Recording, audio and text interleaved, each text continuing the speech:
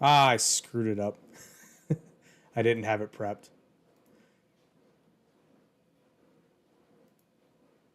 Oh my gosh, I'm really screwing it up. Hang on. Well, it's our first live, ladies and gentlemen. Yeah, you're good. Welcome, everyone, to Toon Talk 2.0. And the good news is we are streaming because YouTube gave me the old alert. And our audio is good, so we're good to go. I was just about to ask you why you were unzipping your pants, but it was your life preserver. Hey, when did you join the Navy?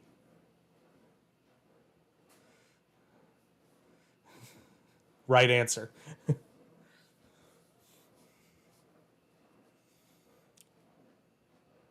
You know, the thermal vest is underappreciated. It really is. It's a very, very comfortable and efficient piece of clothing. So I approve.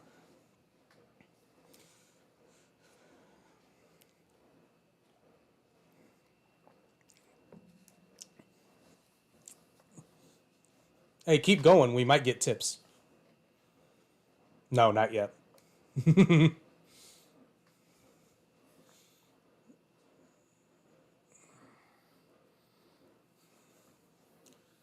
OV.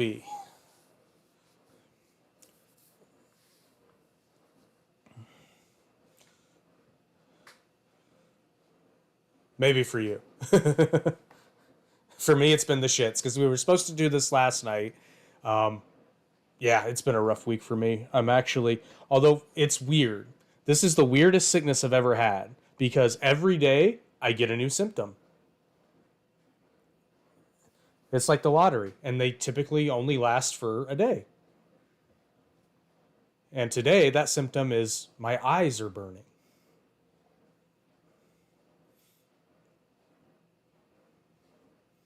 The Midwest.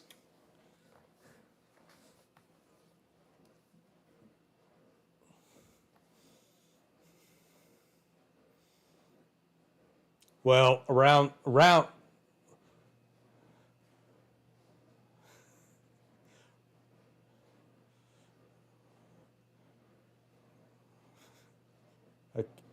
this is hilarious because Haley and I, who she was in the chat, which thank you, Haley. We were having a conversation where we brought up caterpillars, and we realized that the reason people don't use the word pupa as often as they should is because it sounds weird. Oh, you can't hear. Hang on.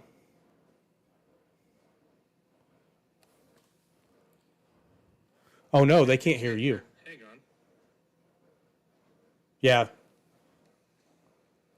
they cannot hear you. So thank you for the heads up, Haley. Let me check one thing real quick. Oh, you know what? I'm sorry. That's my fault.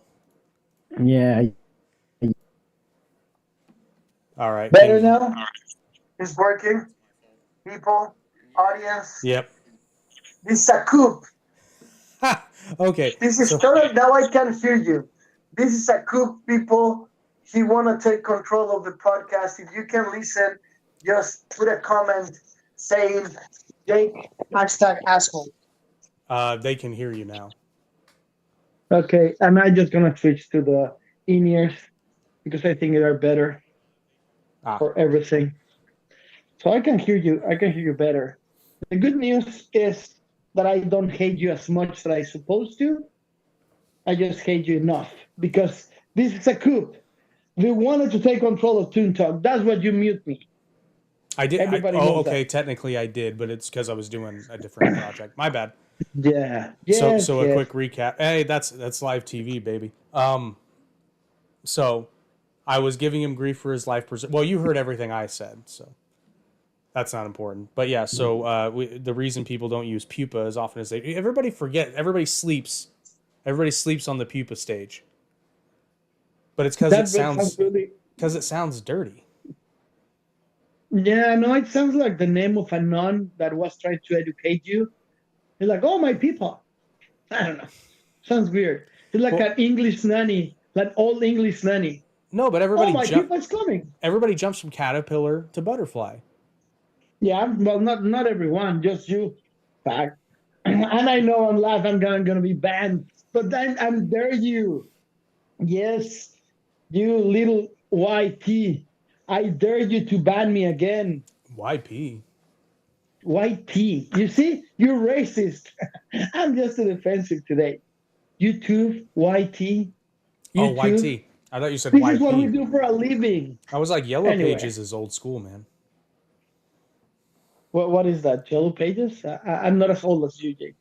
I apologize. You seriously don't know what the Yellow Pages were? Of course I know who I am. I'm just asking. I had to explain the concept of Blockbuster to my nephew.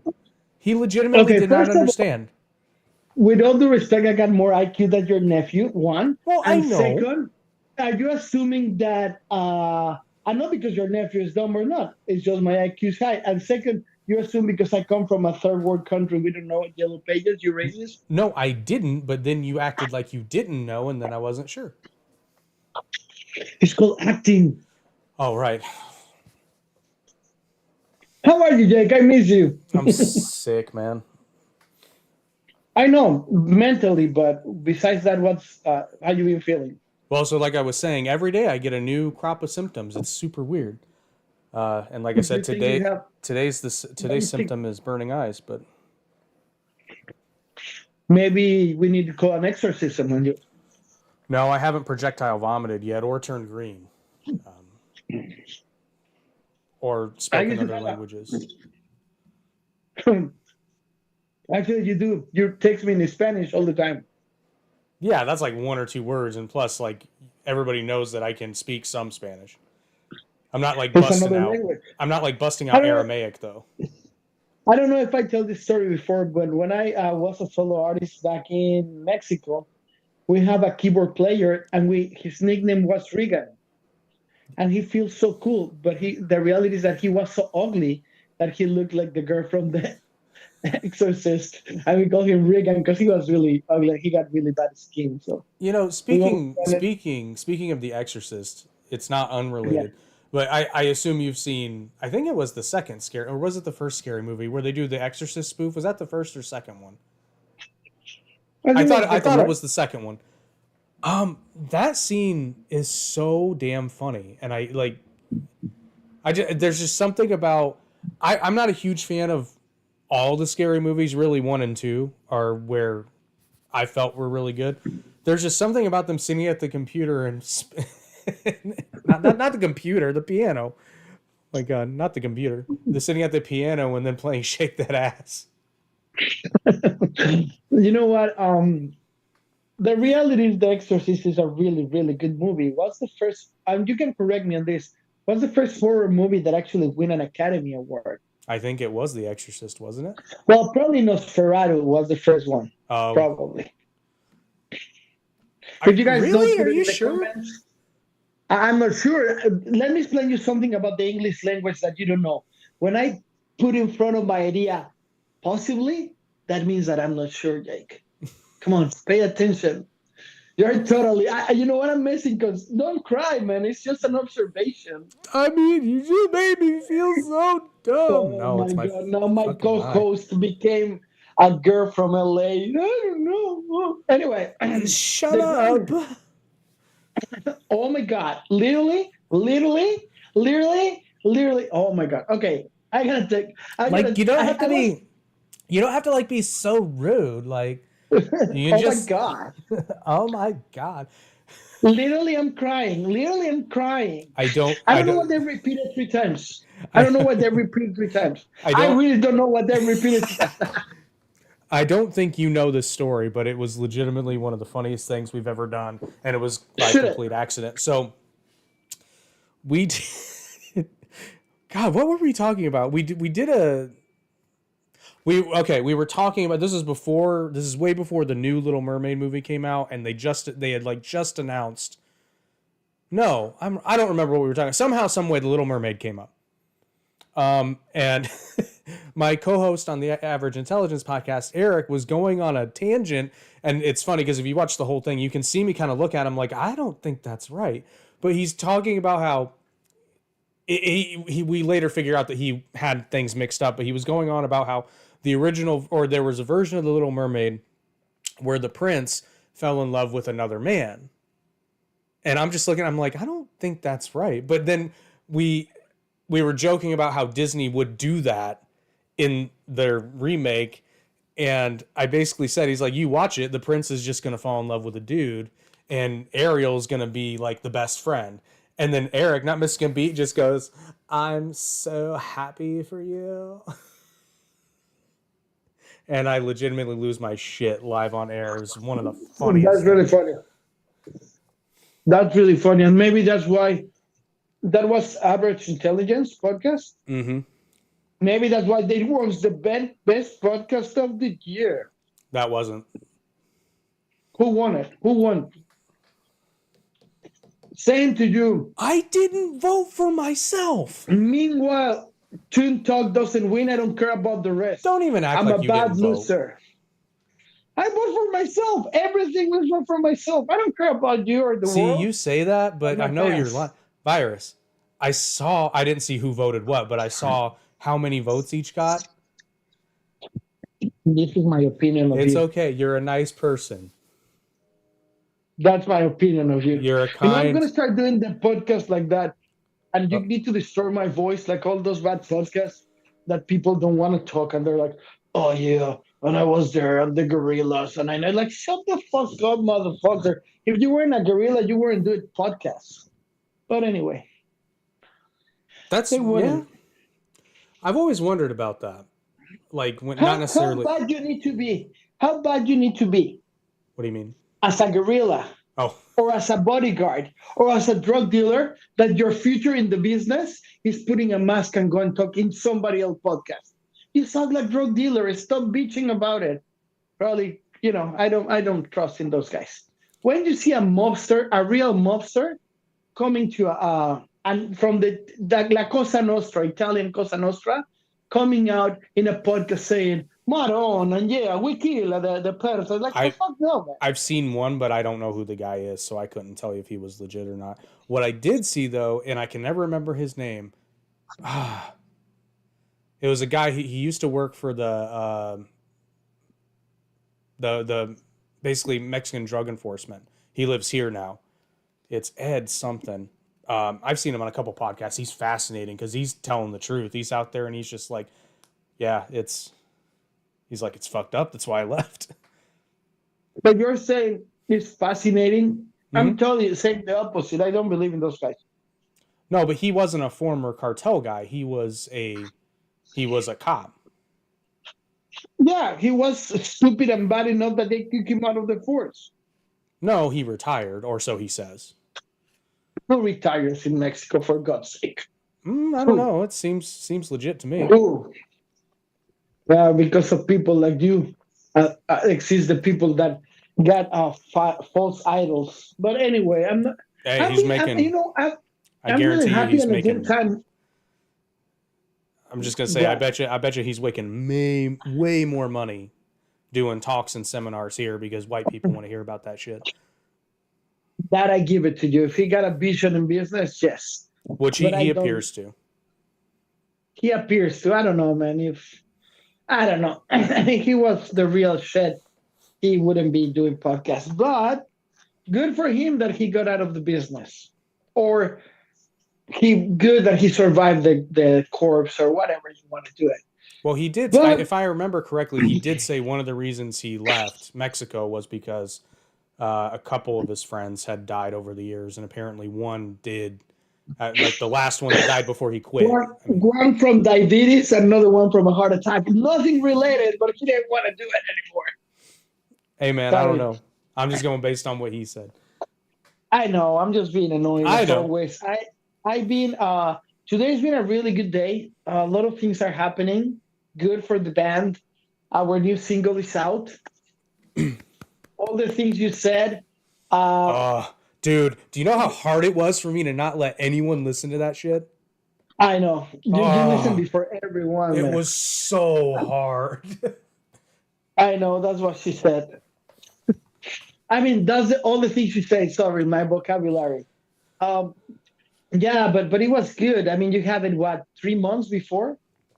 Yeah, because people think that we make the songs Thursday and Friday they're up, and no, we already have the next two that they're coming. They're gonna be interesting, but good things are happening in the band. Today I went as a volunteer because Virus Vox helps people too. He's just not an egomaniac, narcissist asshole. I mean, I'm that too, but Don't let him fool you, folks. This guy right here. If you're, I will say this. There is a caveat. There is a caveat to this.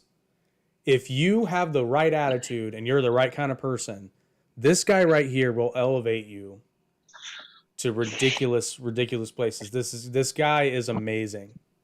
thank you. But seriously, bro, I'm not using helping the cocaine rock star. strippers.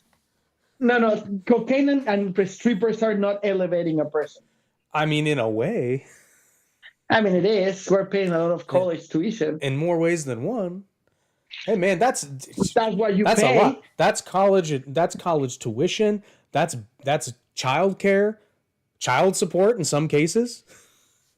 We are here to help to educate the young women of America and to fulfill the life of abandoned women in the world. We are Strippers United Men's Devotion Commission.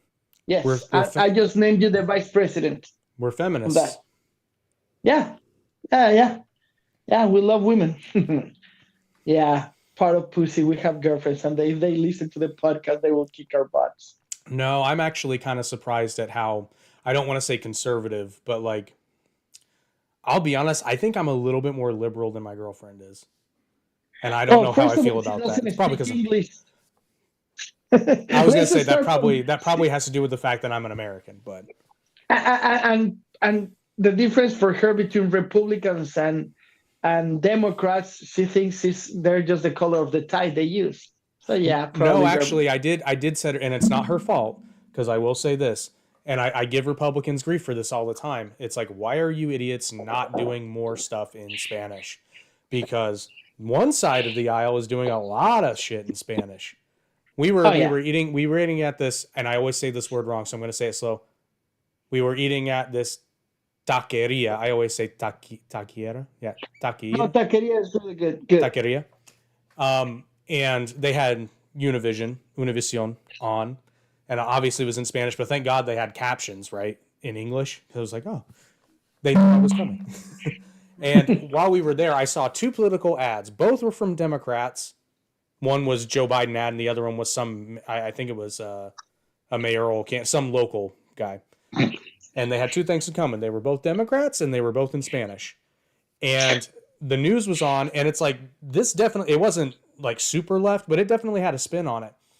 And I'm just sitting there, I'm like, holy crap, like some of this crap is just not true. And I don't know if they're intentionally lying or they literally just don't know because the other side isn't talking to them and saying, no, that's actually incorrect. You know what? I always say it, if you want to win, you just need to say every Latino, undocumented Latino in the country that hasn't had any felony, if you vote for us and you register, we'll give you papers. We'll have more money in taxes, one. And second, whoever that says that wins like that, man. Well, and what's funny is a president did that before in the past, and that president was a Republican. And I've been saying it to all my Republican or even just right-leaning friends in general. It's like, listen. Oh, did we lose you? I think we lost the virus. He'll be back. I'm here. I'm here. Okay. So what I keep telling my Republican and right-leaning people that I know is it's like, look, let's be real. Ted Cruz didn't have a snowball's chance in hell of winning the primary, but I'm just going to, I can tell you the exact moment when he shot himself in the face. And that was when, and it was the Univision anchor that asked him this. I believe it was in the first debate, first or second. I think it was second. But anyway, she basically asked everybody about, immigration, and Chris Christie, My brain's not working. Chris Christie had been on record saying that he was going to do a mass deportation. And she asked him point blank, "Are you going to do that?" And he said, "Absolutely." And I'm just like, "You stupid fucks." Like, first of all, let's say that was even like not the biggest dick move in history. Just think about it from a logistical standpoint. If I forget what did they say? How many border crossings in a month? Like over 1 million. I think That they know 8,000 a day. 8,000 a day. Justin TJ to LA. I don't know the rest. Well, I know in Texas it was in the thousands too. Texas now is open and in a war, whatever. Yeah, but that's one spot. It's real. Yeah. But my point is, like, let's just think of the logistics. Even if you're going after just the people that came through last year up to now, like year to date, that will cost so much money. Like, it will cost so much money. It would be much easier and end up being a net positive, monetarily speaking, if you just do, like you said, a blanket path to citizenship. And I'm not even saying or at least... No, not even that. Residency, bro. Yeah, exactly. Yeah, not even citizenship, per se. Or hell, I have a bunch of ideas on immigration reform that I'm just like, I'm convinced neither side wants to do it because this is all really easy, simple shit, but nobody does it. I'm like, why exactly could, let's say you got a gentleman who lives in Mexico, border town. What's a nice border other than TJ? Sonora. So, okay, let's say you got a gentleman that lives there, and he's a very good farmhand, but he doesn't want to live in the United States. He just wants to come up for the season and work. Why the fuck can we not make the process of getting a temporary work visa more easy? It's literally all on our end in the United States. No, but wait. The problem is not the work visa. The cost of the work visa. You're thinking about $7,000 to $12,000, dude. Yeah, and that's my point. Why does it cost that much? I'm going to jump to the end of the show because it's one of my recommendations. But I want to talk about this. There's a movie from the early 2000s that is called, in Spanish, Un Día Sin Mexicanos, that the translation will be One Day Without Mexicans. And I will talk about the director and the recommendations. But the premises of the movie is like, one day, every Mexican disappear like magic. They go to bed, 6 a.m. in the morning, there's no Mexicans in America. In less than a week, the garbage is everywhere. All the restaurants are closed. The owners are going crazy. The cars are dirty. The streets are dirty. And he did such a good political movie. And I'm going to tell you the end because it's going to be one of my recommendations. First of all, the director, he's a legend as a singer in a band that will be like the Ramones for Latin America. They are out of tune. And they are like out of tempo, and their songs are political and funny. And so Los Ramones. Yeah, no. The name of the band is Botellita de Jerez. That will be the little bottle of how do you say Jerez? Of alcohol, right? Like a little bottle of Jerez. So just for the name of the band, and they have a fantastic songs. They have these fantastic, and I'm moving out of the subject a little bit. But we don't really have a subject today. Chilis. So they use brands, right, to pretend to speak English. Dennis, no lagas in talks, in wings. Because to be or not to be, that's the Woolworth. That's the song chorus. I know, it's fantastic. And the whole verses are Milky Way and KFC, and it's a guy that's trying to speak English, just using that. Anyway, I've got a potential. You won't take it as offensive, but my girlfriend might be mad because I'm going to tell a story. Okay, please go.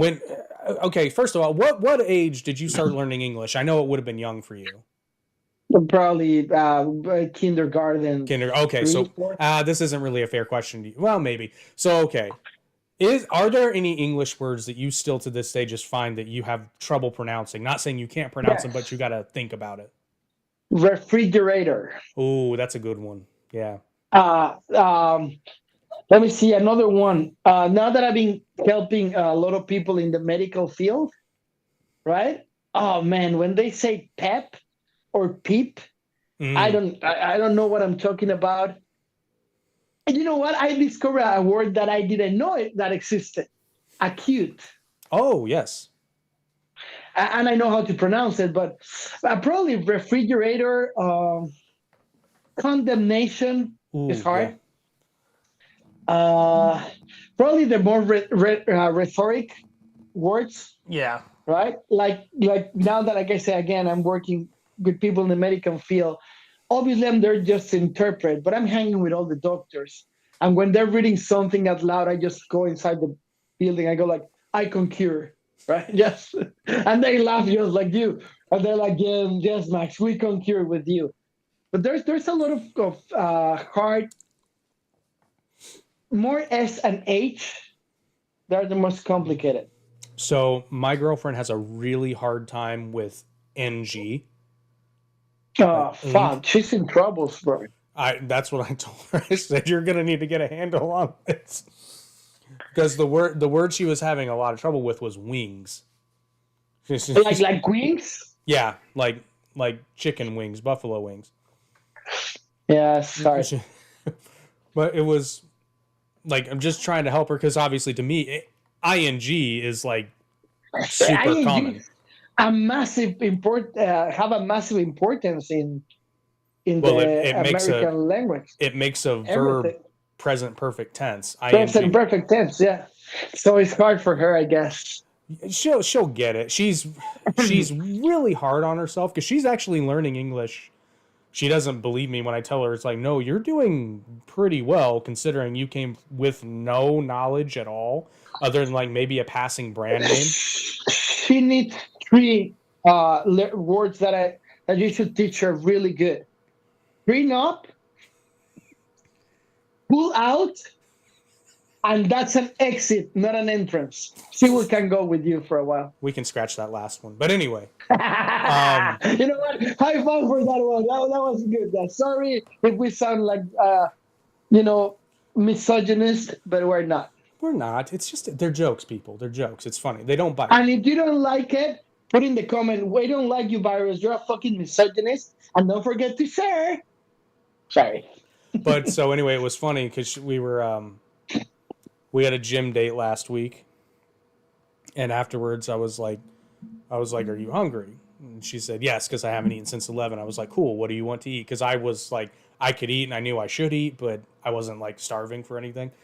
And then she told me, but she tried to say it in English, and I'm just like, what the fuck are you talking about? Just put it in. And I'm like, oh, and she like, when? Oh, that's pretty good that your girlfriend is from Salvador. I'm Chinese. Nicaragua. I want wing. I want wing. I want wing. No sauce.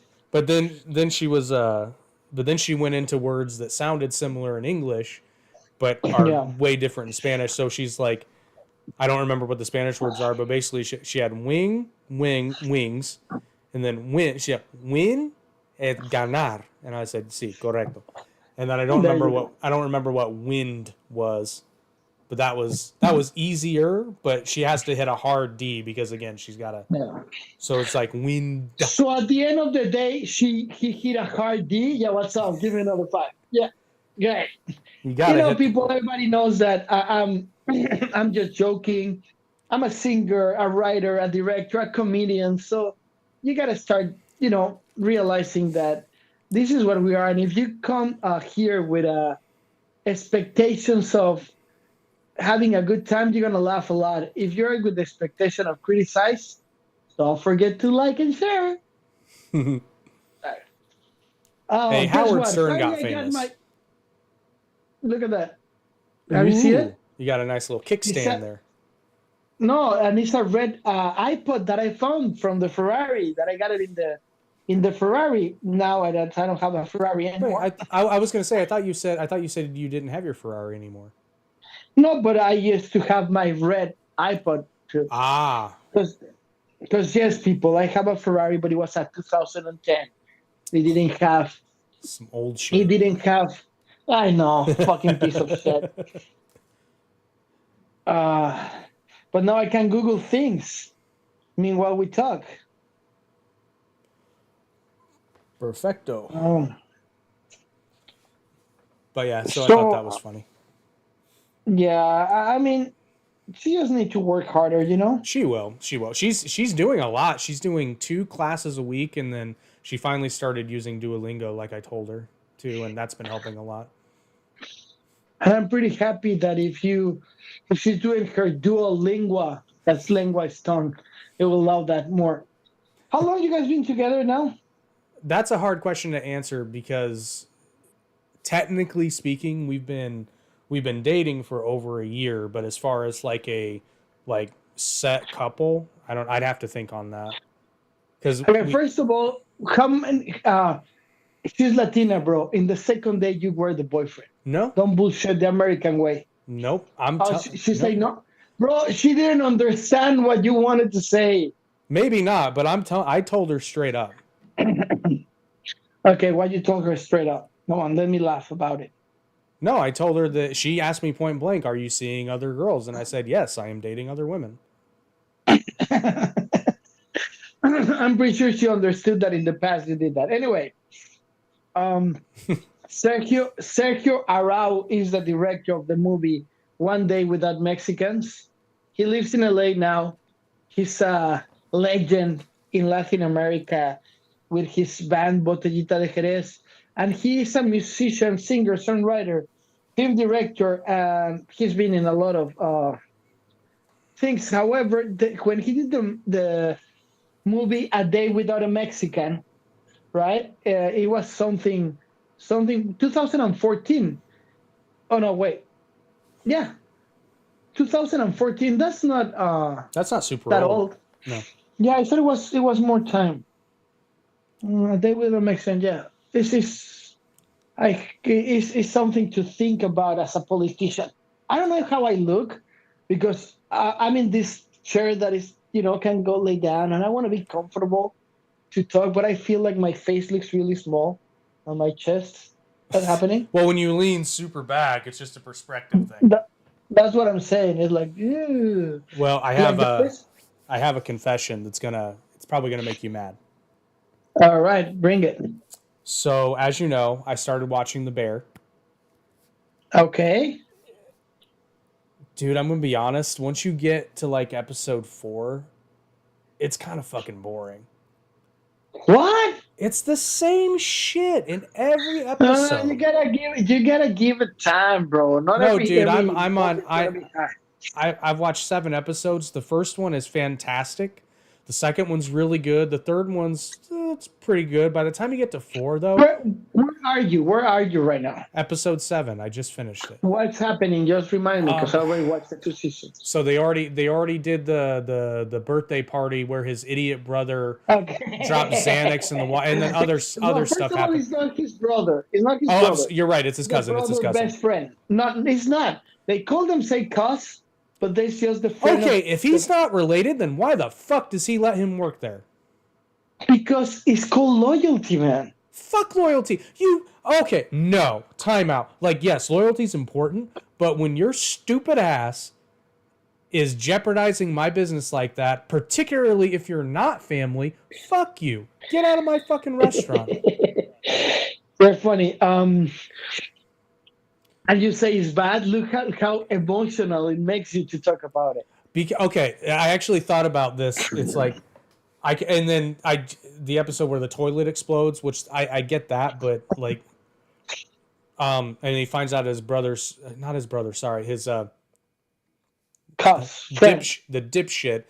is selling cocaine out of the back alley. Yeah. Like, bro, I can only watch trash. It wasn't his idea.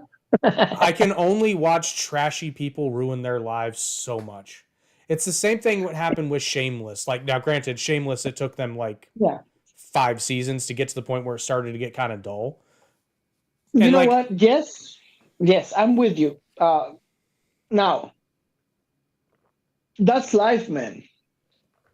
It's life to a point. But it's life. And then it becomes television. But it's life dialed up to 11. every day. People would commit suicide daily. Well, I mean, people do commit suicide daily. That was a very stupid thing to say.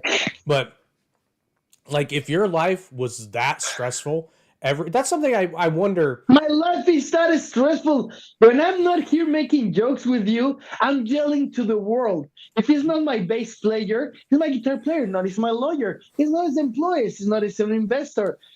The bear, for me, is relaxed, bro. Well, yeah, because it's just sandwiches. First of all, why you say okay like Al Pacino in Scarface? Okay, that's how you did it. Okay. Speaking of funny, and goddamn, I always Shane Gillis. Have you watched his Netflix stand-up special yet? From who? Shane Gillis. It's one of my recommendations. I haven't. I haven't. I watched Matt now, and I couldn't finish it. You'll love it because basically the last half of his act is just a Trump impression and a really good one. That's pretty awesome. He's like, I really miss the Donald Trump speeches because they were the best. It's like I remember when they killed the head of ISIS. Trump comes out at midnight like an NBA owner doing a press conference after they win, and he's like, Abu al-Baghdadi is dead. He died like a dog. We said, Abu, don't cry. No, I haven't. I haven't watched it. I watched Matt Rolfe. God bless him that he's so handsome. Because a fucking comedian, he can fuck up, bro. He's not funny. I disagree. I think he's genuinely funny. Really? Matt Rife, right? Show me your hand like that. Now look at your hand. Oh yeah, you're fucking white. It's not funny. Yes, it's just white. No, dude. No, dude. It is funny. No. Bro, God bless him because he's a good-looking man. He's not that funny. I disagree vehemently. No, all right. I mean, we gotta disagree. Hey, man, I like corny humor though. Maybe it is because I'm white, but like. But I'm open to every humor. I always praise American humor, and I watch it by myself. 11 p.m. I'm relaxed. I'm not tired. I'm not hungry. I'm like, okay, Matt Ruff. Because when I see the shorts, I work better. But when I see the whole show around minute 30, I needed to stop it because. Okay, I will say this much. I did enjoy his routine, but his crowd work is what he's known for. Exactly. Okay, I agree with you.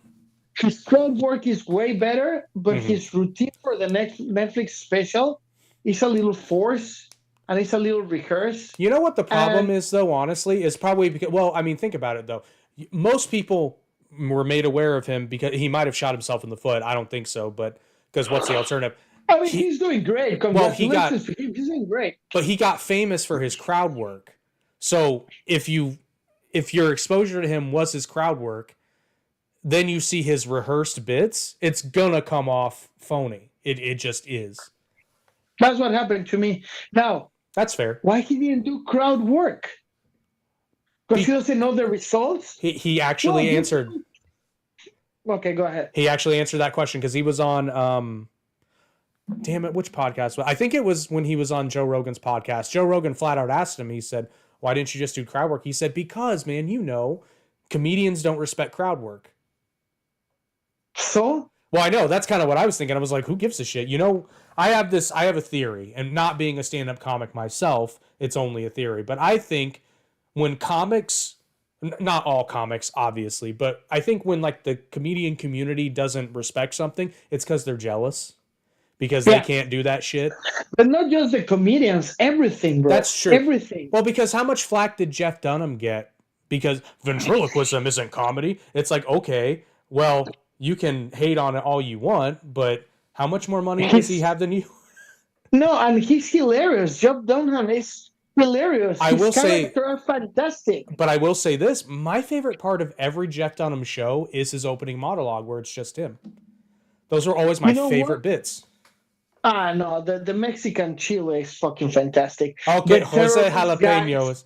Jose Jalapeno and the terrorist that is just the skeleton. He's fantastic. All his beats are edgy. and he doesn't care about having Jose Jalapeno there arguing with the old guy that talks about politics.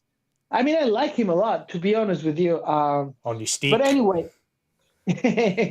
but going back to Pretty Boy, I really think, in my perception, is that he's doing great for himself. Not jealous in this part.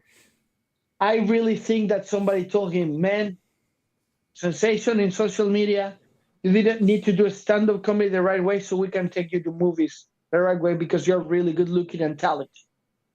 And that's good that he's taking the decision that he needed to take to get to that place. Because no matter how much you tour as a comedian, it will never compare to have money and royalties for a movie. Never. Yeah, now the landscape has changed, and I forget who said this, but I think they were talking to Joe Rogan. I don't think it was Joe Rogan, but like back in the 80s and 90s, the end goal for a comedian where like you made it as a comic was getting a sitcom. Yeah. Not anymore. Well, no, now I would say it's movies, like landing yourself in movies. Because the sitcom, it hasn't, the sitcom as it was is dead. Now there's little bits here and there, but it's not like it was. So good that I don't know if we have an audience or it's just you and me. I don't give a damn, but it will come when it will come. But if you're here listening to us, what would you prefer? 7 episodes of a good systematic story, personal embrace about magic and dreams and music, or you would prefer a long movie? Because we finished the script. It depends. And that's the first part of the question. And the second part is I actually decide that I want to do it animated, like anime, like totally anime style. So what would you prefer, a long anime movie of 2 hours and 30 or 7 episodes? It depends because like take The Bear. I think The Bear would have made a better movie, frankly. Yes, well, you gotta, for me, keep pushing to season 2 for me. And you will, because like we talk about this several times, everything that we see is Edgar Allan Poe, Shakespeare just refried, right? Reimagined, recook, warm again in the microwave, explode, you put it together in the bowl and you eat it. The Bear is really similar, the evolving of the hero that lost everything, built himself, and then the redemption of the characters. And then it's going to come the twist in the 3rd season. Right now, you're getting the plot still. That's something I like, the pace. The redemption is in season 2. So humor me and keep watching. Oh, I'm going to keep watching. I'm not going to let, because, okay, and you'll appreciate this. I don't think I've told this story, but the only reason I'm a huge fan of How I Met Your Mother is because I was so bored at the time. I was desperate to watch anything, and I stuck, which is hilarious because I love the first episodes of How I Met Your Mother. But at the time, when I first started watching it, I was just like, I mean, I'm chuckling, but it's nothing to write home about. And it was, I don't remember which episode this is, but it's early. It's the one where Barney and Ted go to Philadelphia and lick the Liberty Bell. That's when I realized what this show was, and I was like, "Oh, I'm in." But like, we're international businessmen. And then the security camera footage, and we are international businessmen on an international business trip. Yeah. You know what else I love about? Oh, sorry. Go ahead.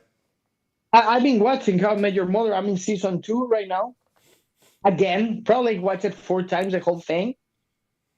And there's a few episodes that mark everything in the right way. And and they can be null and really empty episodes that can make you think, what I'm watching this? But every episode has a touch of magic. Mm-hmm. Ted Mosby, the adult entertainer, is fantastic. I mean, it's bad, but it's a bad episode. It really is. But however, when he does the bit that he gave an interview to a porn magazine thinking that it was an architect magazine, and he says it's gonna be a 3-way construction, and I know my partner is gonna be riding me hard all day. It's fantastic, that bit. So you gotta just give yourself a chance. If you wanna watch it, you guys know that it's on Hulu, and that's what we do in this show for people that are new, they're live, they're watching it, gonna listen to it later. We just talk about entertainment, back, forward, past, future. We don't give a damn. We just joke, have fun, and see how my co-host Jake is suffering really bad with his eyes. Just the But left one he's at the going moment. on. Well, that's good. You have two. Why Yeah, I don't you know. wear a patch? I'm even right-eye dominant, Like so it's Barney. fine. Like Barney, just wear a patch. Okay, so speaking of How I Met Your Mother, though, this is a very important question. Yes. What would you say is your favorite, only Barney. one, How I Met Your Mother episode? My favorite How I Met Your Mother episode. I know that you say one, but I'm gonna say one. You The get best for me? two because it's probably a tie. And no, one that it was touchy for me. All right. Yep. The one that it was really touchy for me is the one that they talk about the time that has passed and it's over now. That episode, the full analogy that you need to live the life to maximum because this time is already gone. It's fantastic. That one. Now, my favorite one, is the Fierro. The Fierro episode is really good when they Arrivederci put the Fierro. back. Yeah, but probably a different Fierro, but it's really hard. Can we do one per season? No, I think that. Okay, one per season is actually quite fair, but I don't know if I can. I don't know if I can pinpoint the season. But when Barney told Robin how he tricked her to fall in love with him, I think that's fantastic. That's a good one. That's a good one. So yeah, let's just go through some highlights of what. I know. I got my favorite. When we realized that Barney was a hippie that plays keyboard. Oh my god, that's such a good episode. That's my favorite. When he dressed like Darth Vader and he's fixing his cuff. Love right? it. And I am actually, I'm waiting for my girlfriend to get fluent in English because I'm going to make her watch that show. And if you recall in that episode, but the Nicaraguans need us. Yeah, I mean, it's fantastic. And you know what? That's a good one. Because it's so empathic with us. Sometimes you're watching and sometimes you're Ted. Sometimes you're Barney. Sometimes you're Marshall. Sometimes you're Lily. Sometimes you're Robin. And sometimes you are the bra. You know, the friend with Marshall that they start dating when they both broke up with the girlfriends. So you are everyone in that show. And that's what, or we had been. And that's what is such a good show. What is your favorite one? Oh, that's so hard. I think it's actually a 3-way tie, and you could probably depends on. I got the pineapple incident. The pineapple incident is really good. It's a good. That's probably the best written episode.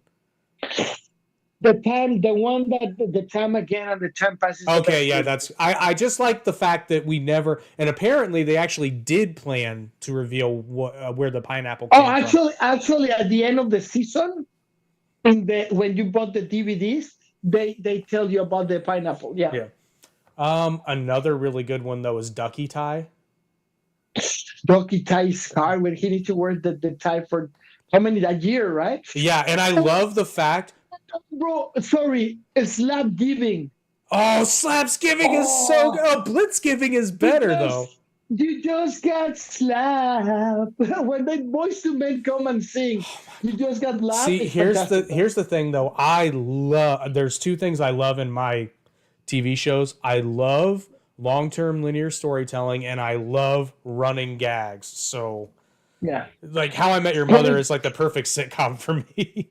Sorry, I interrupt you. What is the third one when I say slap giving?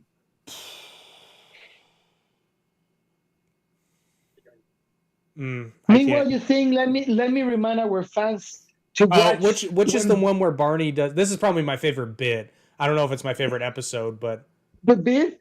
The bit. Oh, that's good too. But no, the bit where Barney does the old man. Oh man, that he comes back from the future That It's shit fantastic. is funny. I mean, have you ever read the Bro Code? Yes. The book? It's such a funny book, man. It's a great book. I know, but you know what? I really think that was the last show that you were able to make jokes, feminist and mainly jokes, and of course because Jason Patrick, that's his name, right? Jason Segel. His name, no, the actor that plays Barney. Oh Jesus, Neil Patrick Harris. Neil Patrick Harris, because he's gay, they allowed him to make those jokes.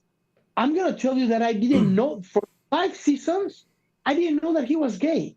Then I go like, oh, that's what they allowed him to make those jokes. But the audience was open to listen to funny jokes. Yeah.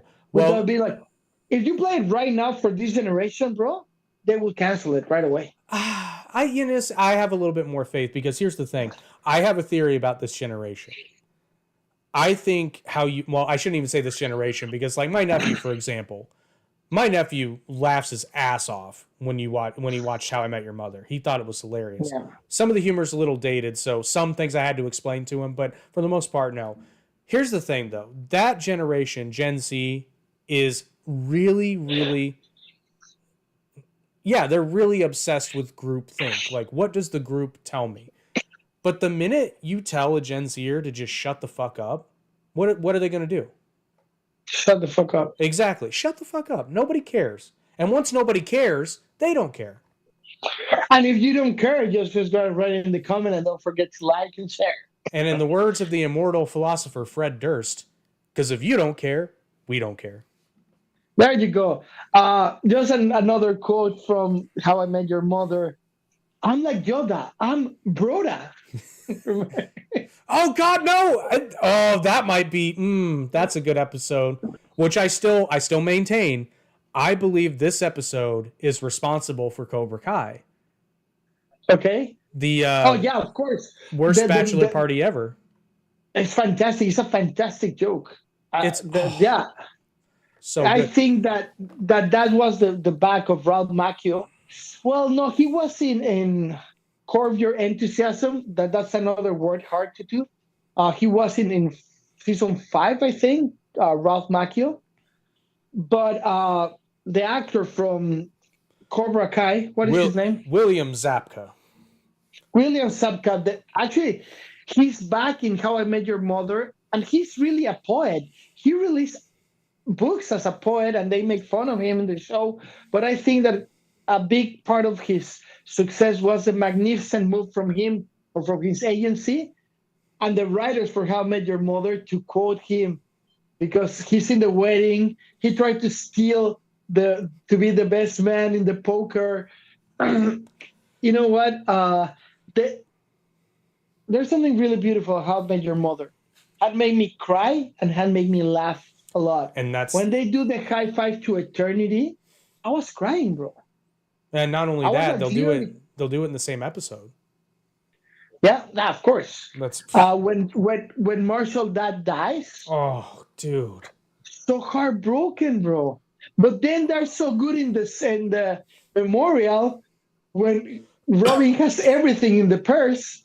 Right? He got Vicodin, drugs, like he's got everything. Yeah. But that's the secret though, because it's at no point are they minimizing Marshall's dad dying, but they still have jokes. Yeah, and good writing. And the simple fact that they love each other so much that your dad died, but they just keeping showing you somebody get hit on the crunch on YouTube to make you laugh because your dad just died, right?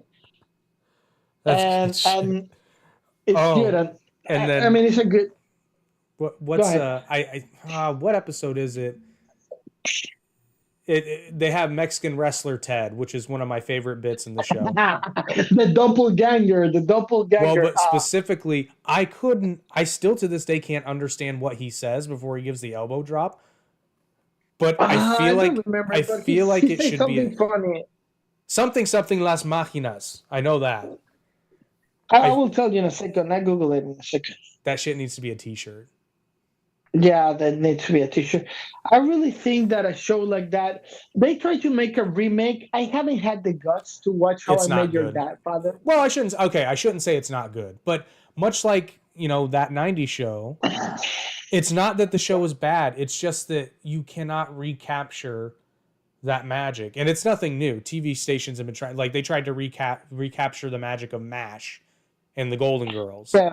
And hell, Beverly Hills 90210, they tried to recapture that. And they couldn't because they're shows for a generation. Except And the generation loved them. there's one franchise that I can think of.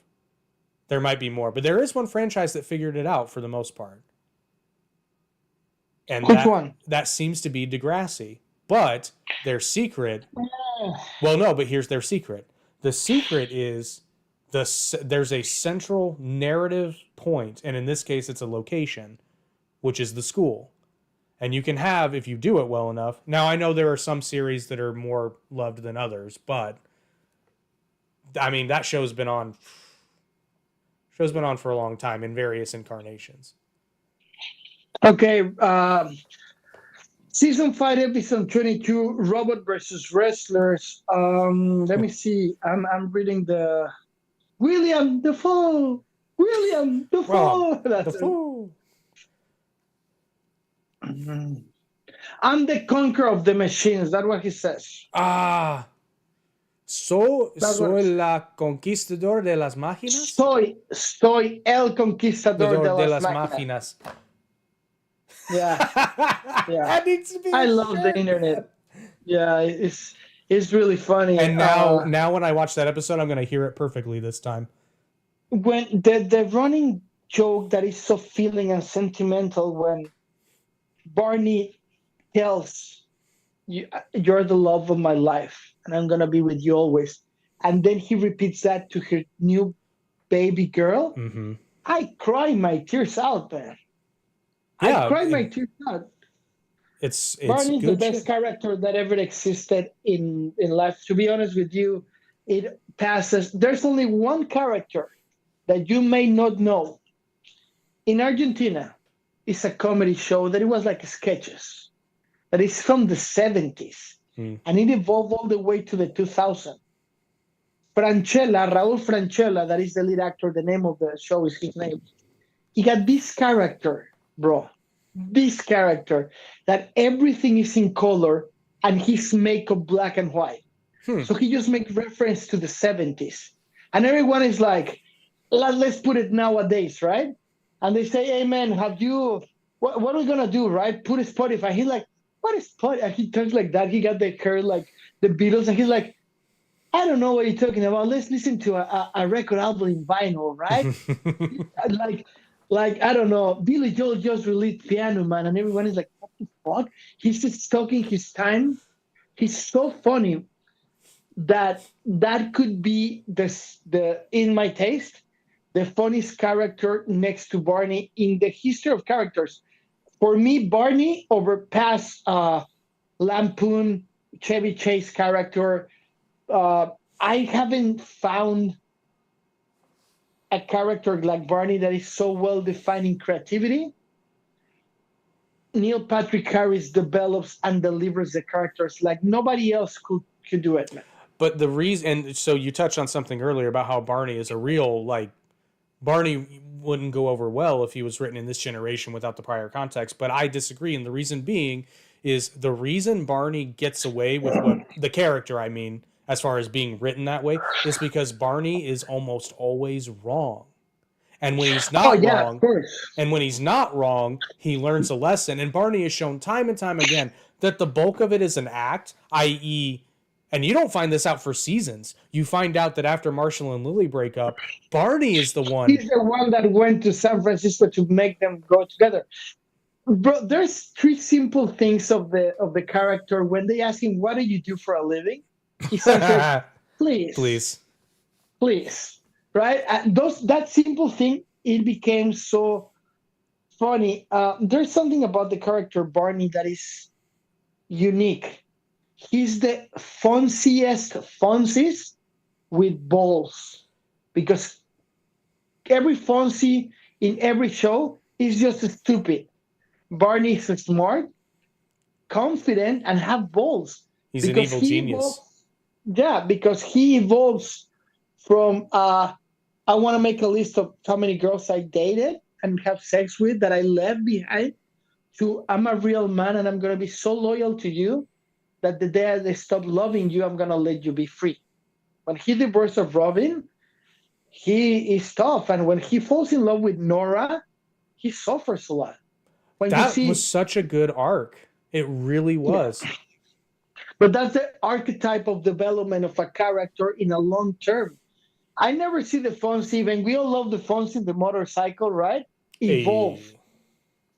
We don't, yeah, of course, we haven't seen, thank you very much, that he evolved in Taxi. We never saw Ross to evolve. He always stuck with Rachel, dinosaurs, and I'm just talking generally, but Barney evolved and Ted is the same. Marshall is the same. Lily is the same. Robin is the same, but Barney evolved, and he's the only Fonzie that comes to my mind that evolves, and that's that separate him from the bunch. So I got to share my favorite moment from Happy Days ever, Okay. which this is so me. This is something that would happen to me. Richie and Fonzie decide they're going to go on a panty raid. This is when they're in college. And they get in the room and then they realize the what do you call it? The RA or the door monitor, whatever's coming. And they're like, quick, we got to dress up like girls and get in bed so that she thinks that we're. And then the Fonz is like, no, the Fonz won't wear a dress. He's like, Davy Crockett didn't wear a dress, and neither will the Fonz. And then Richie just comes in and he goes, but Davy Crockett died at the Alamo. And Fonz just goes, good point. Give me that. The fonts is the fonts, man. I mean, how big it was that we Oh, still call every character the fonts. There's a show that is being left behind. It never exploded. That's supposed to be, but it was had a lot of interesting spots. That I'm pretty sure one of the writers for that show is one of the writers, not the creator, but the writers from How I Met Your Mother, Blue Mountain Estate. yeah, you've mentioned it. It's on my list because it looks funny. It looks really funny. You need to hurry because it's gonna be too old. If no, it's gonna be too old because the jokes are not as funny anymore. I don't know, man. How I Met Your Mother started in 2005. I didn't start watching it until 2013, and it ended in Okay, 2014. I know, but that's one of a kind. Blue Mountain Estate's That's a lot true. of jokes that the. If I watch the Fonzie, right? If I watch the Fresh Prince of Bel Air, That still holds right now up. it's not funny for me. Oh, I disagree. I think it still holds up tremendously. I think that yeah, but if when you see Uncle Phil talking, you're like, yeah, that's not real. Yes, the show holds up, but How I Met Your Mother is so atemporal that you really don't know where it was happening. It could be happening right now. I disagree. And the reason I was just going to bring this up, the other thing that I really love about How I Met Your Mother, it is very much a time capsule. And this is something Really? I know. Well, okay, so let's think about this. When the show starts, No Wi-Fi. No Wi-Fi. well, Marshall and Ted have a home phone that lasts a few seasons, and everybody, if they have a cell phone, it's a flip phone, Barney included. Oh, I think Barney has a BlackBerry at one point. By the end of it, everybody's got an iPhone. And I don't know No, why. I just love that. I mean, because that's what I'm saying. My God, not the first three seasons will not hold on to that. The show starts without Wi-Fi in their house. Mm-hmm. They're using Blackberries. Yep. Actually, when Ted has a girlfriend that goes to Germany, that I hate that character. Oh, I hated her. I mean, just the simple fact when they met, and she doesn't want to kiss him to make it last forever. It's like, get the fuck out of here. I don't give a damn about you. You're like, what the hell, dude? But it works with Ted, right? But the manipulation on her, yeah, Ted is. We always been Ted in one relationship. That's fair. In a point, and I've been Ted in one relationship. Now I'm Marshall, but I've been Barney. God knows, I'm a Latino Barney. I mean, I really played once. That's another favorite.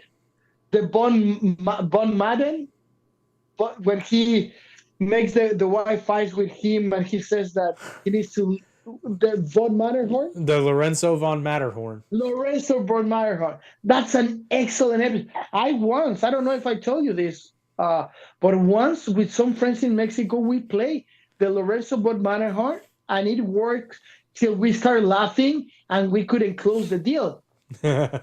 But bro, we played the Lorenzo and we made websites and everything. Yeah, but you've Lorenzo von Matterhorn people in business before.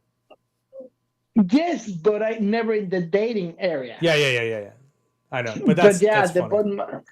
Yeah, it's funny. Anyway, let's move on from How I Met Your Mother, but I will not move forward from them without saying pa pa pa pa pa pa pa pa pa.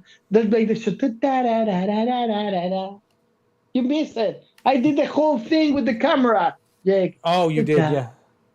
But what did they remember when they changed it to the Russian sounding theme? Yeah. When they met Stripper Lily. Oh, Stripper Lily, yeah, and then they did a Barney theme too, and it's like, but Barney is the leader of the gang. Yeah. Swarley, remember Swarley? Okay, Swarley's my favorite episode. Really? I forgot about Swarley, dude. The Swirls. It's such a great episode, and how if true. You guys, go ahead. How true is that though? Because so I'm gonna embarrass my younger nephew. So he has a nickname similar to Swarley. So I took them. This was years ago, but I took them up. Quick shout out. If you like laser tag, which I do, just like Barney does, dude, laser tag's the shit.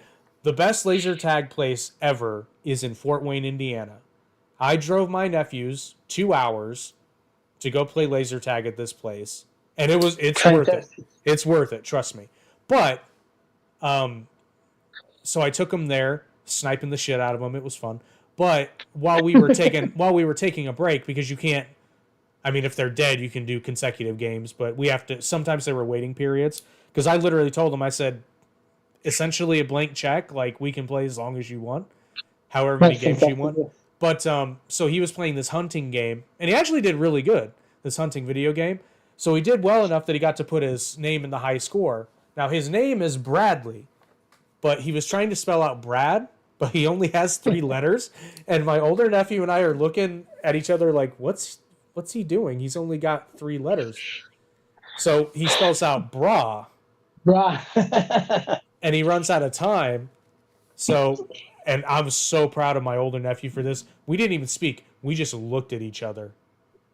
And we just telecommunicate with the eyes. And we knew. And he was like, oh, but I didn't get a finish. And we were just like, calm down, brah. And to this day, I call him brah. And he thinks I've forgotten. But yeah, so we still to this day call him brah. And he doesn't understand. The reason we still call him brah to this day is because it annoys him so much. And I've told him, I said, listen, you end up with an unfortunate nickname. The best thing you can do is just no sell it, and then everyone will get bored with it. But when you make a big deal out of it every time, it's beautiful. They call me Max, right? And I'm Virus, and a lot of people call me asshole or son of a bitch. But we're not going to talk about that, people. Let me tell you a story about my name. Once I was in this, I was in Equinox, and outside Equinox, Marina del Rey. Next is it's not a California chicken. What is the name of this big chain food that you just walk and order, and it's healthy food, and then you go and sit on? Everything is, I don't remember. Fresh something. Living in Marina del Rey, you run to a few famous people. And right in front of me, I'm not going to say the name till the end. It was a guy around my size, really built up, right? He just came from the gym like me. And when they ask him his name in the order, before you pay, you give give your name, and then you go like that. And at the end, they say, food for whatever, right? So he say Max, and I noticed who he was. And when it was my turn, I say Wesley. He looked at me and said, hey, you use mine. And that's the way I met Wesley Snipes, and we became friends because of that. Because he said Max, I said, well, then I'm gonna call my name Wesley. He already used mine. He was right in front of me, so that was pretty funny. That was pretty funny. What do you think if we jump to recommendations, bro? I'm down with that because I know it's a slightly shorter one tonight, folks. But That's what she said. sorry, not sorry. I know Jake is feeling sick, and we don't want to disappoint the 1.5 person is watching us right now. So yeah, we're gonna go short. Yeah, and just to let everyone know, and actually, I want to when we get off air, I want to talk to you about something real quick. But yeah. So normally this will be on Tuesday nights, and normally we go about, what do you say, an hour and a half, 2 hours, generally speaking. Yeah. Yeah, generally, and we usually have a more defined topic, but it's our first live. Sure, I don't know about the topic, but yeah, we got a line of everything. It's just been a couple of hard weeks because I was sick, then you were sick, but our audience of 5 people understand, and we love every one of you. Sorry. Alrighty, so got a weird movie recommendation. Okay. So while I was sick, I didn't know what to watch, so I literally have this. I think I've sent it to you, the wheel generating app, just the randomized wheel generator. Yeah. So I set up my streaming services on one, and I literally just did random, and it landed on Tubi, and I went, oh, fuck. Because 80% of Tubi is shit, but... 90, but okay. Okay. So, randomly, and then I even spun a wheel for what letter to search for. I landed on B. And I'm going through the B's, and I'm not doing the first thing I see, because I'm still discerning to some degree. But then I come across this movie called Black Coffee, and I don't know, for some reason, I was like, okay, I'll bite. Let me see what this is about. Not spoiler alert. It's not a great movie. It's an okay movie. It's a cute movie, especially if you like chick flicks. It's fine. It's good. It entertained me for an hour and 20 minutes. At least I'm pretty sure you wouldn't fall asleep. No, it was a Black Coffee. No, sorry. it's a cute little movie. It's not, again, nothing stellar, but actually the reason I'm recommending it is if you're an independent filmmaker and you've got a story to tell that isn't too complicated, watch this movie and pay attention to things like how many locations are there? How many actors do you need? What are some creative ways to show the passage of time? What are some creative ways to do meet cutes that aren't overly contrived? What is a way to build some tension that, while a little corny, isn't necessarily hokey? Okay. It's actually a really good example of that. Okay. Ending's a bit cheesy, but I mean, Black Coffee, it's not bad. You can stream it for free on Tubi, and worst case scenario, you're out like an hour and 20 minutes. Now, there you go. It's going to be tough for me because I really know what movie I prepare for this, but listen about Black Coffee, totally blank. I watch it like lately. Let me see what I've been watching lately. I've been watching, to go to bed, I've been watching The Empire Strike Back every night because I fall asleep like right away. And I listen to it and it's fine. Not because it's boring, because I pre-program my brain with that. I've been watching a lot of How I Met Your Mother, so that sucks. Movies. Come on, dude. That's what I do for a living. I've been watching things. All right, let's move on. I don't care. Yeah. What are you talking about? A Day Without Mexicans. I talk about it. A Day Without Mexicans, like that. Sorry. Yeah, you can put in the comments. Wake up, fucking virus. I will love if you course in our comments. Just don't be insulting, please. I'm a gentleman. Anyway, A Day Without Mexicans, Alfonso Arau delivers a fantasy movie that projects a big political issue and how we need to address it. So, highly recommended. Enjoy it. And if you're Latino, put more value that we're able to be in this country and follow the rules better so we can make a country better. And if you're white, open your fucking eyes as well. And we need each other for everything. I mean, you can see this combination, black and brown, the perfect poop. You're white. I know, sorry, I say black. White and brown. Sorry, I'm tired too. I'm tired. Dude, I'm like the least black person in America. Oh, you're my bro, so you're black, motherfucker. So white and brown, the perfect brownie with white chips. Yeah, we're a brownie with them. It's like, it's brown. like So, a brownie with the powdered sugar on top, I think is what you're... so you're saying that I'm heroin and you're cocaine? No. Oh, anyway, we're too boring for me. But a day without Mexicans is my recommendations. I knew that I needed to say something.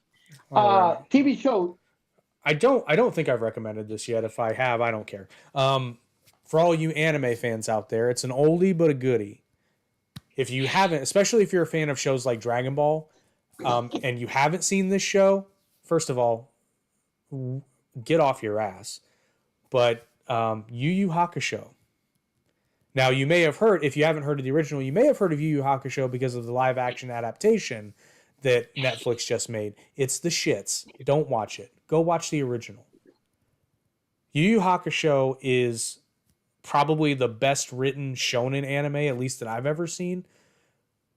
The story is exceptionally good. The first parts of it start out very, it's not bad shonen. It's just kind of standard, young male anime. But when you get to the Dark Tournament arc, Dark Tournament through Chapter Black is some of the best anime ever made from a storytelling perspective. It is phenomenal. And then watch the Three Kings saga so that you can say you finished it, but don't hold it. It's not very good. All right, that was actually a really good recommendation. I'm following your trend. I'm gonna tell, and it's not so old, but it's not new. But it just started. Hulu is buying a lot of anime, so I'm really happy for that. And I don't know you, but I told everyone that's what you need to listen to us. You can ignore us an hour and 45 minutes. There's 5 minutes in this show that will save you a lot. You know how much I pay for Disney and for Hulu until the day? How much? $3.25 for both. Why? Because I told everyone, tomorrow, go and do it, right? And $3.25 for both. And $1.25 for Peacock. So I'm serious. You can hate us an hour and 55 minutes, but 5 minutes you gotta listen to us. Well, anyway, I am gonna make that playlist. I've got a couple to upload in the near future, so there's gonna be a playlist on the channel of nothing but recommendations. That will be great. And thank you for all the support that you're doing for us, man. 2010, I stopped watching anime. My mind was in a new album. I was moving to America. I wasn't moving, but I was coming every 2 months to the deals, and why not? Because it took 2 more years. But somebody told me, you got to watch this. And even if they just make one season, I don't know why, but they just did one season, High School of the Dead. Oh, okay. I saw that. I saw a promo on not YouTube. I saw a promo on Hulu for that. It's really good. Is it really? I mean, it's if you like zombie movies, if you like the Dawn of the Dead, the movie The Dawn of the Dead, you will love High School of the Dead because it's edgy, funny. Now it's 2010, so remember that when we recommend all the stuff, you gotta cleanse yourself. If my grammatical and proper English allow me to say, you gotta cleanse yourself, and whom you're watching the movie with, go back and sit down in front of your image reproduction, call it the tube, and enjoy a High School of the Dead. You know what? A lot of issues that I got with anime is that you can watch it in Japanese with subtitles, and it's okay. But when they try to double it, however, High School of the Dead is really well doubled. So you can watch it in English. Yeah, there's a handful. I actually prefer the English dub of Yu Yu Hakusho, for example. And that's odd for me. And a lot of people say it's not true. It's not accurate because I can vouch for this. A lot of people say, well, you prefer the English because you heard that first. With Yu Yu Hakusho, yes, that's true. But there's a lot of shows where I saw the English first and prefer the Japanese. Yu Yu Hakusho is one of the few exceptions because honestly, the acting is better. I said it. That great. And now your weird recommendation or unique recommendation of the day. Okay, so I'm gonna cheat because I already mentioned my weird one. Um, is go watch the Shane Gillis special on Netflix, but actually I don't think you can see it anymore. So hopefully it'll be like a special feature on the Blu-ray when they release it. I went and saw Godzilla -1 minus color. It was Okay. it was surprisingly good. And I how do I explain this? There are some shot choices that I'll be real with you. You appreciate a little bit more in black and white than you do. And there are some shot choices that are clearly homages to how certain scenes in the original 1954 Godzilla were framed and shot that you don't pick up on until you see it in black and white. When you see it in black and white, it's like clear as day. It's like, oh, this Yeah. is clearly an homage. But for some reason, like when it's in color, it just doesn't register the same way. And dude, I'd read this. This was so not just desaturating the color. Like this was a literal frame by frame conversion. It is so vivid. I never ever thought I would see a high definition film in black and white that looks so goddamn good. And I'll be honest with you. No, dude, I'll be honest with you. I don't know which one I prefer. Probably Sounds a good. little bit the color, but artistically, minus color is really good. It's the same movie, but That's good. I got two things for the weird. I'm gonna recommend everyone a book that is called The Four Amendments. The Four Agreements. Sorry, is the right translation. It's based on the New York bestseller. It's Wyndham from the Four Agreements. Is wrote by Don Miguel Ruiz. This guy is connected to Igor Steiner. He used to date his sister. But this book is it's really small, right?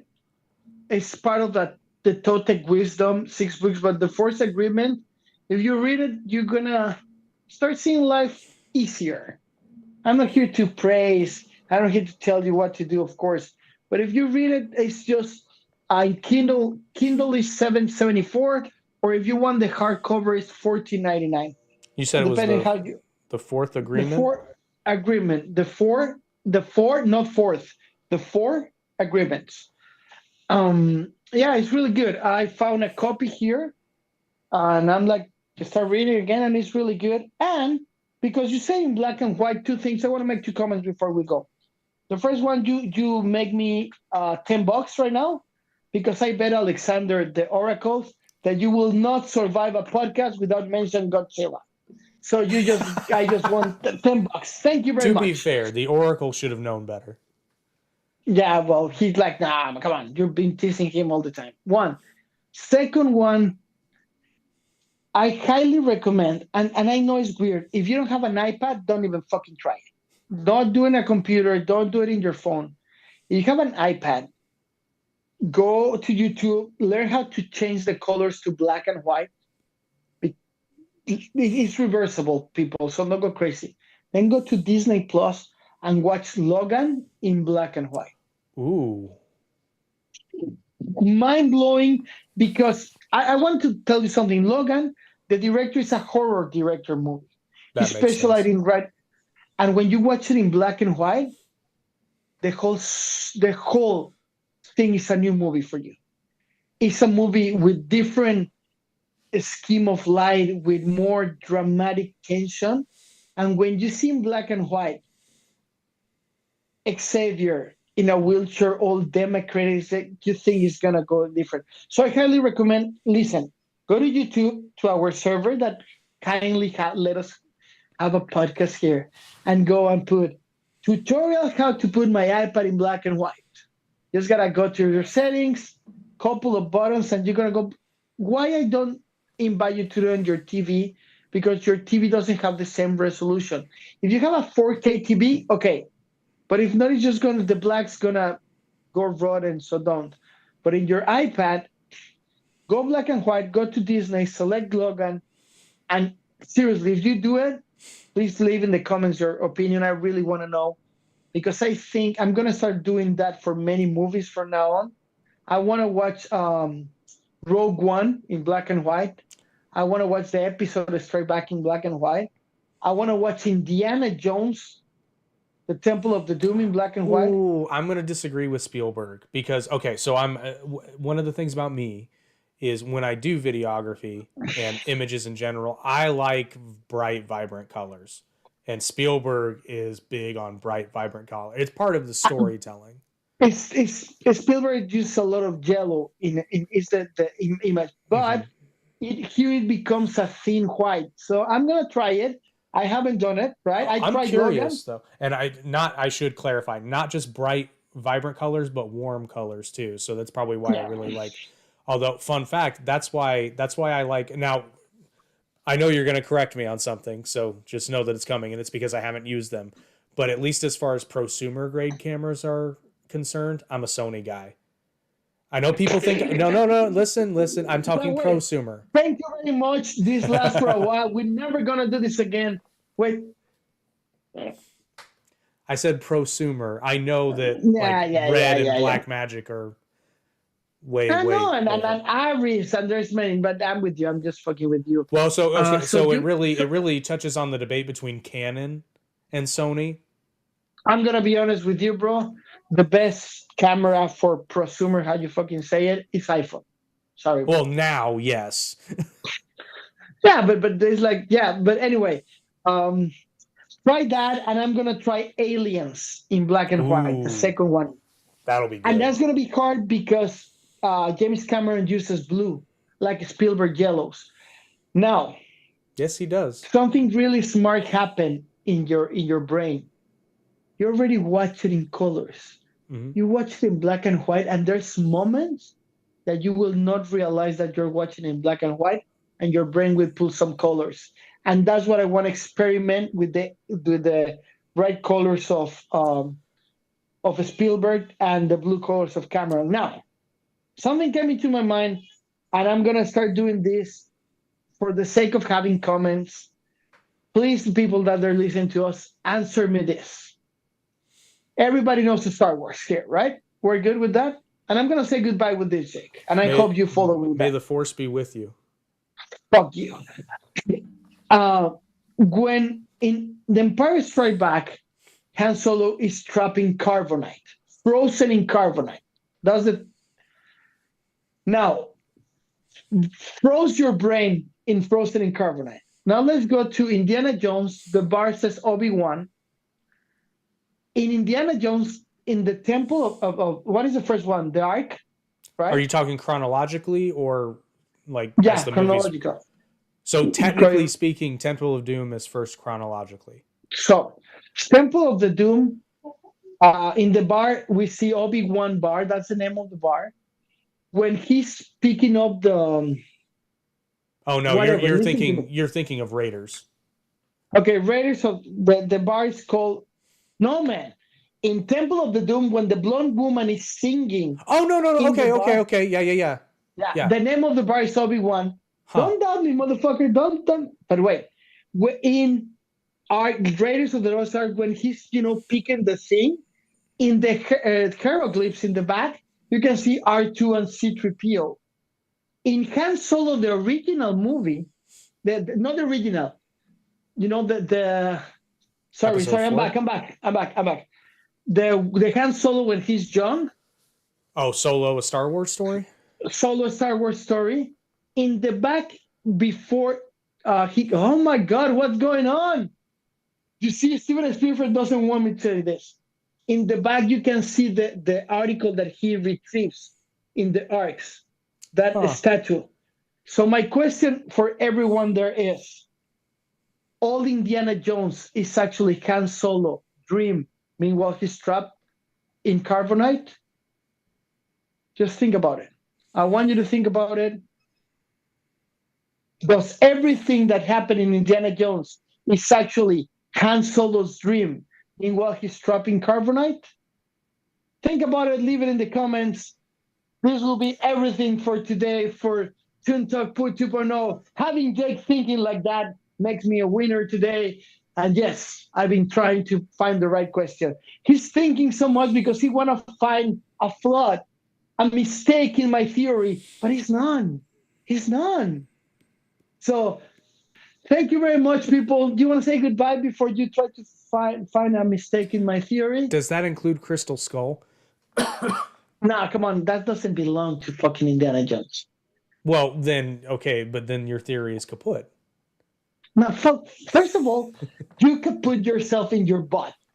I'm talking about Han Solo, Carbonite. When he wakes up, the line of divergence got to Skull and then the new piece of shit. But I'm talking about the first three. Meanwhile, he's dropping Carbonite. Think about it. They asked it to Harrison Ford. Next episode, I will tell you Harrison Ford answer. Next episode, I will tell you Steven Spielberg answered. That next question, I'm going to tell you George Lucas' answer of this question. Thank you very much, Jake. This was awesome. You want to say goodbye, motherfucker? I was getting ready to roll him up.